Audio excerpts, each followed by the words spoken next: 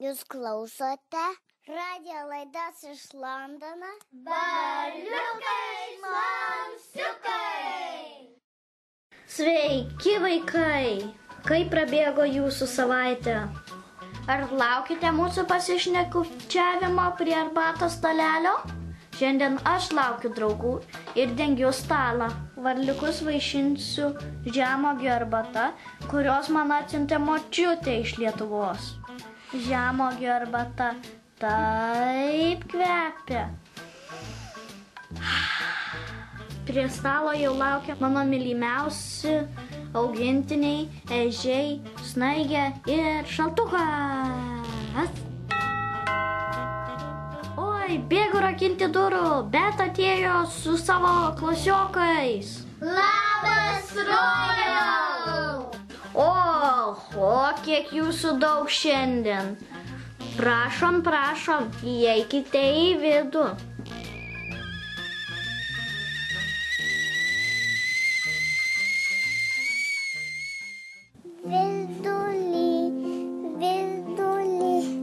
Kosnopojo nuosalį, su, atata, pasipylė arbata.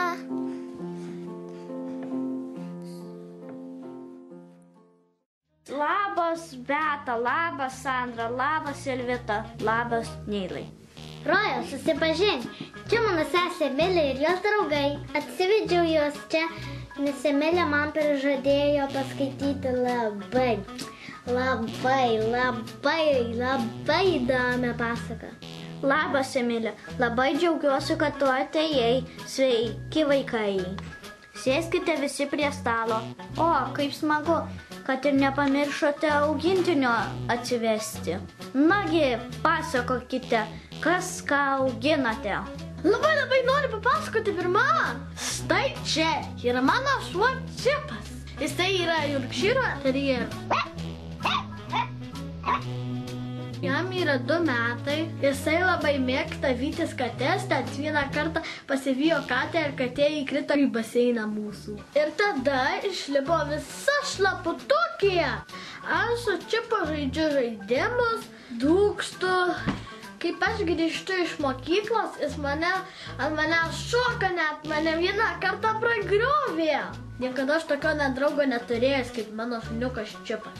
Aš namuose laikau katiną Runę, šunį Tutsį, kiškį Bitę, žiurkėną Kurkį ir dar vieną katiną, kur nepamiršau vardo. O labiausiai aš jų myliu savo katiną Runį.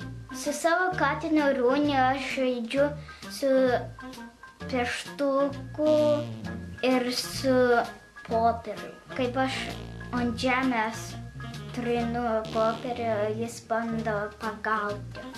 Aš su savo katinu lakstau po namus ir bandau pagauti ir uždėti savo šunio drabužius.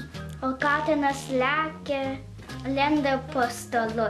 Mano katinas dryžuotas, juodai rudas ir jis labai pūkuotas, minkštas.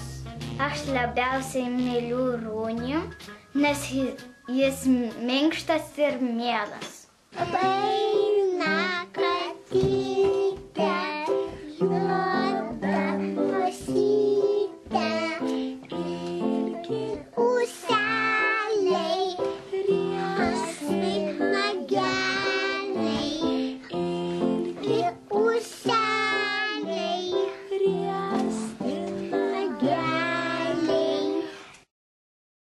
Aš turiu 2 ežius ir vienas labai piktas, o kita yra švelni, nes jinai mane pažįsta. Tos mergaitės vardas yra Snaigė, o berniuko yra Šaltukas. Bet jie dar turėjo mažą lėliuką ledinuką, bet mes jį pardavėm. Aš su jais žaidžiu ir paleidžiu juos po mano kambarį lakstyti ir slėptis visur, nes jiems labai patinka slėptis. Snaigė tai anksčiau nesukdavo ratuko, bet dabar tai jau suka. O šaltukas tai jisai visada sukdavo ratuką ir mano tėtis sako, kad šaltukas yra kaip jis, nes mano tėtis dirba visą dieną, o šaltukas visą naktį suka ratuką. Aš jų nesu dar maudęs, nes jiems negalimas su kvapu muilu, aš nežinau, kuris turi kvapo. Tai mano tik tėtis juos maudo, bet jie moka labai gerai plaukti. Plaukia panašiai kaip šunys. Aš laikau ežius užtat, kad mano tėtis alergiškas katėm, o šuniuko nėra jam vietos pas mus namie. Ir tai mano mama norėjo vėžlio, bet paskui pamatė ežiukus dekoratyvinius iš Afrikos ir labai norėjo. Ir man parodė ir aš užsinorėjau. Ir tada pirkom visi. Mano ežiai nėra rudi ir juodi, turi juodo ir balto, nes jie afrikiniai. Jų spygliai yra juodai balti. Jų pilvukai yra labai švelnus. Aš juos pavadinau Šaltuku ir Snaigė, nes mano mamai labai šalta dažniausiai būna ir dar, kad jie yra baltos spalvos.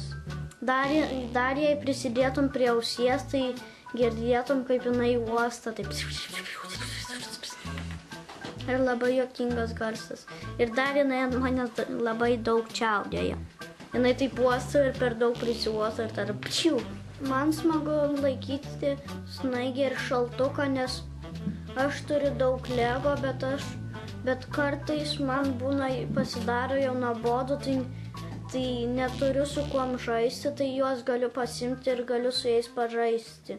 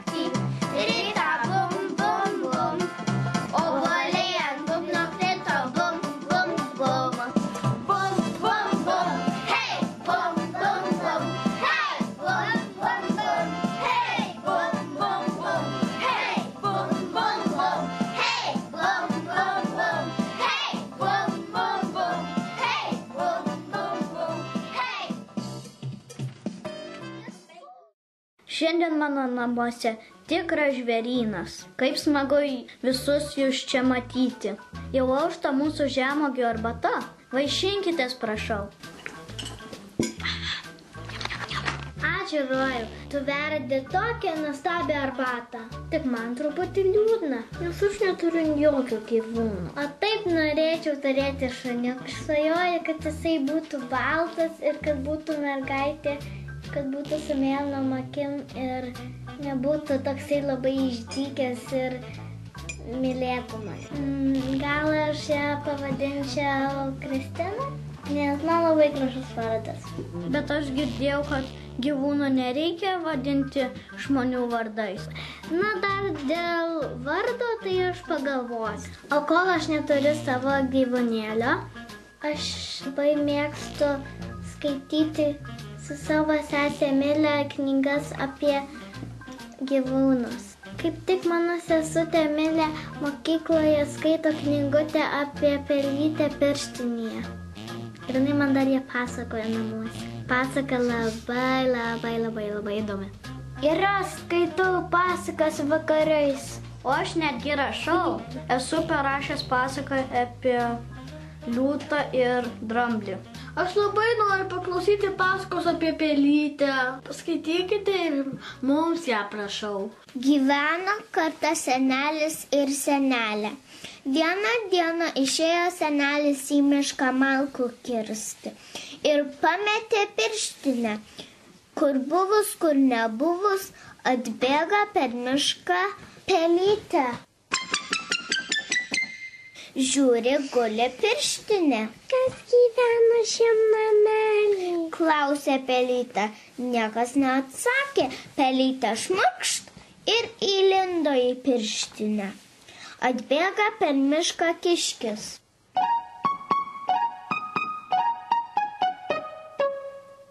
Kas gyvena šiam namelį? Klausė kiškis. Aš pelytės Smailo nosytė. Aš kiškis piškis, priimk ir mane gyventi kartu. Lysk dviesi gyventi bus smagiau. Kiškis šmurkšt ir įlindo į pirštinę. Ir gyveno jie sau dviese. Atbėga per mišką lapė.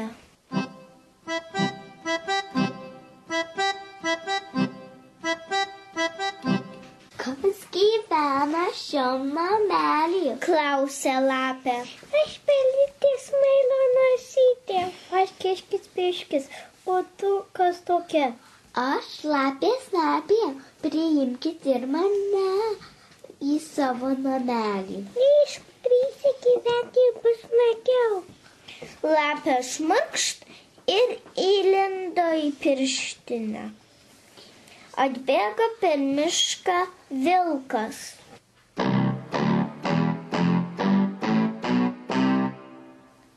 Kas gyvena šiam namelį? Klausė vilkas. Aš pelytės Smailo nosytė. Aš kiškis piškis. Aš lapė, o tu kas toks? Aš vilkas pilkas, priimkit ir mane į savo namelį. Lyskit turiuosi gyventi bus smagiau. Vilkas šmurkšt ir įlindo į pirštinę. Atbėga per mišką meška.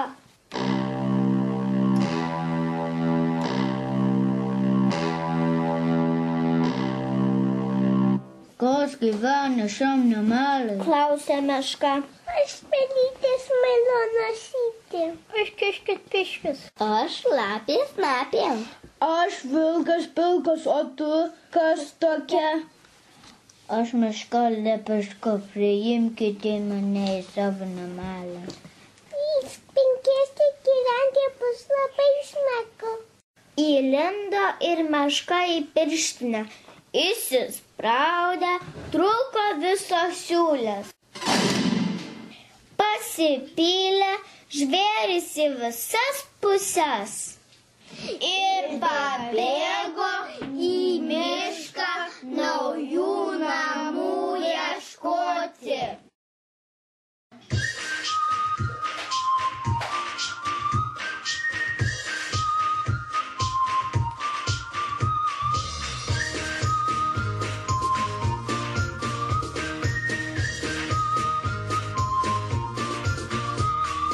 Kas miške po krūmų miega, kas tą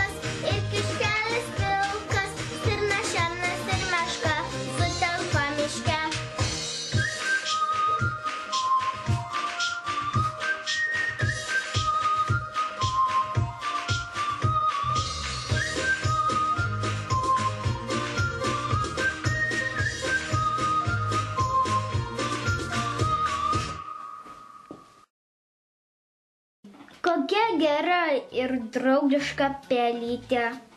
Kol klausiau pasakos, pradėjau galvoti apie kalėdas. Varliukai, ar jūs kada nors kalėdų senelio prašėt dovanų gyvūno?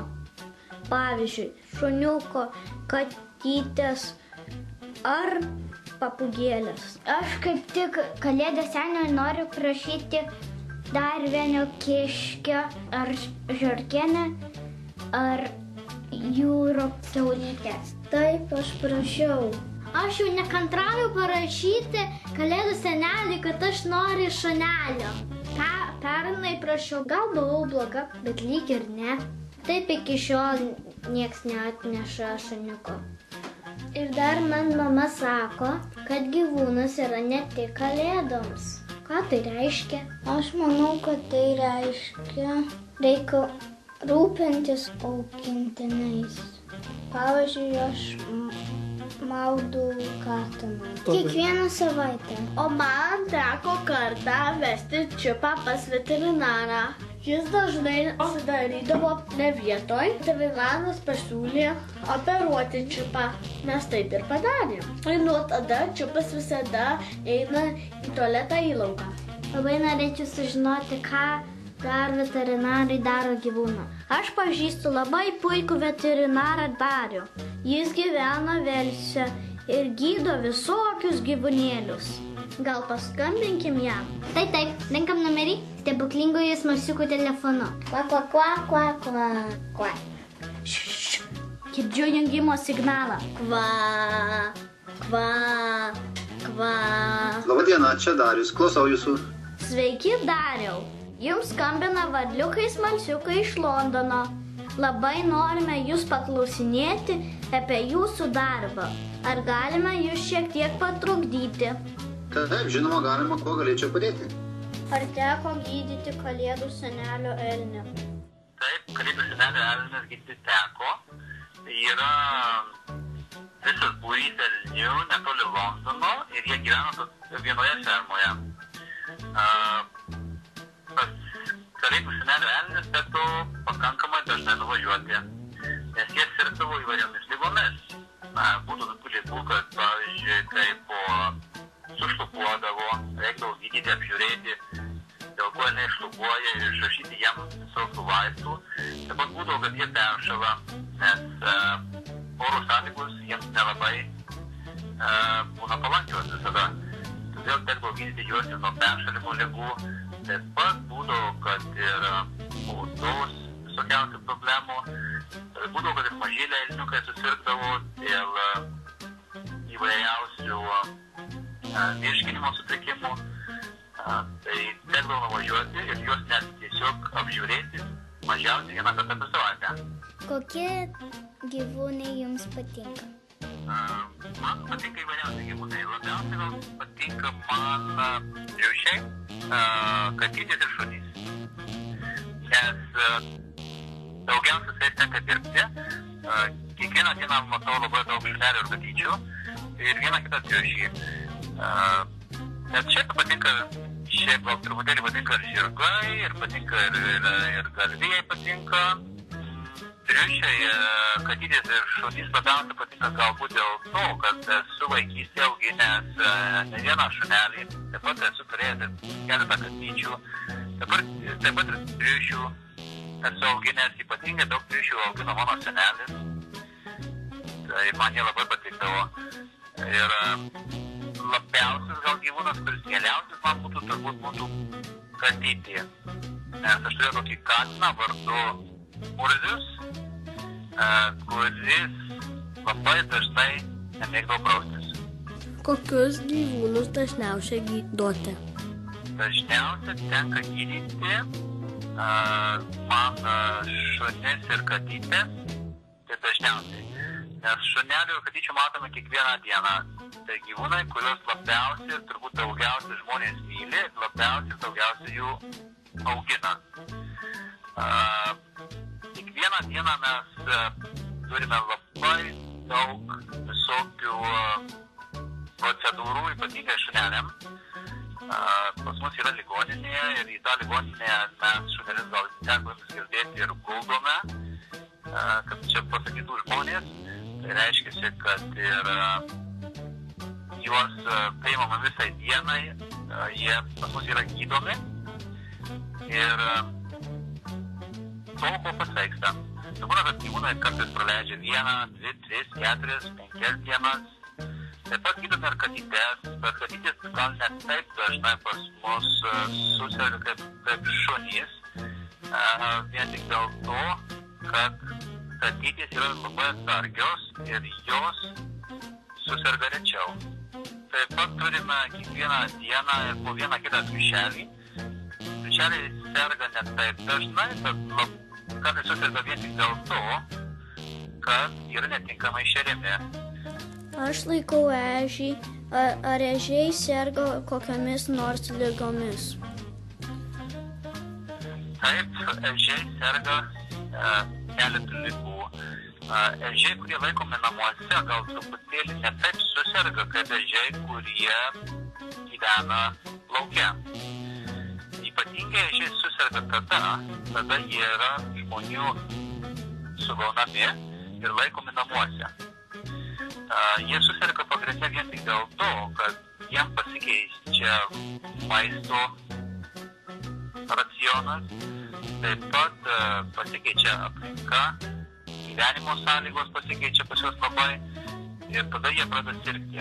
Šiaip tai laukiniai ežiukai serga labai dažnai turėdami klausų, vien tik dėl to, kad jie gyvena lauke ir labai dažnai kontaktuoja su kitais gyvūnais, kaip lapėmis ir katėmis ir pelėmis.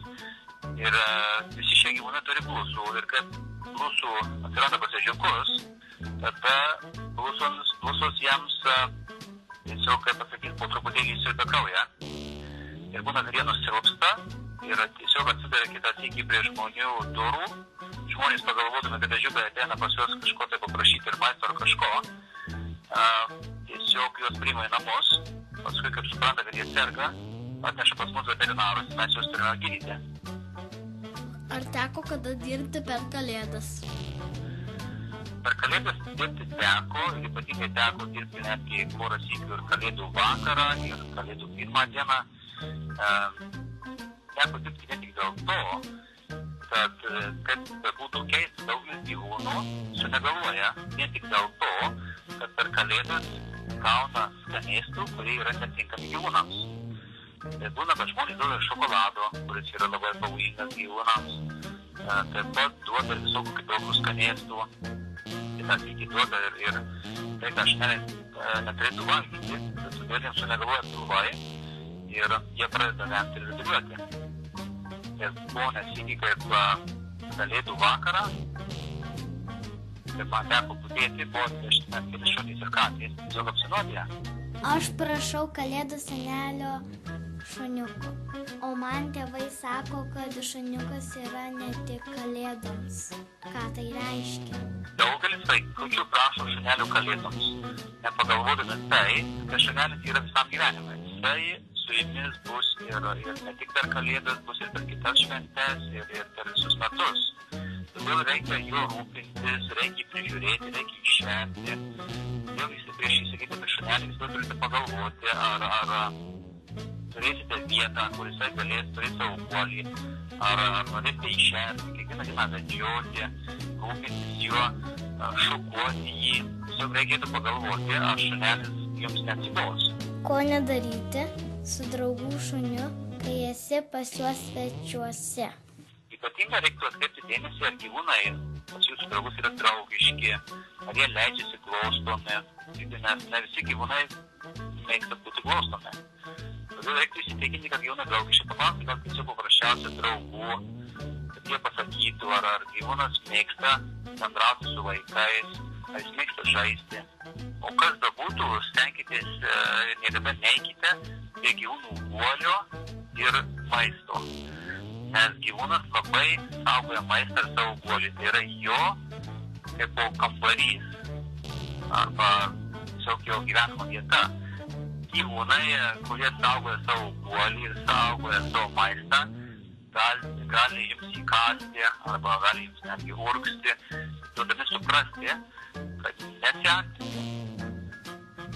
Mūsų mažiesiems klausytojams norėčiau palinkėti, kad per Kalėdas jūsų gyvūnai nesirgtų, kad jiems nereikėtų veterinaro pagalbos, todėl prižiūrėkite gyvūnus ir neduokite jiems tai, kas jiems yra netinkama.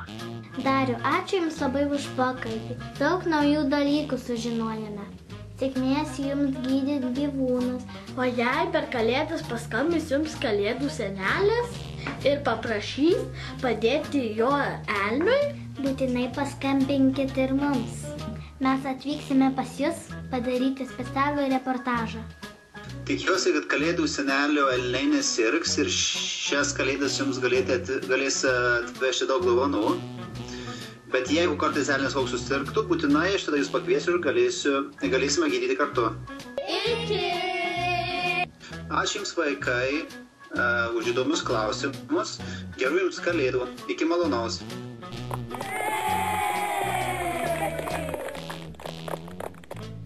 Mėly klausytojai, kokias pasakas skaitote jūs? Mes labai laukiame jūsų laiškų. Parašykite mums į elektroninį paštą adresu smalsiukai@ltlt.lt.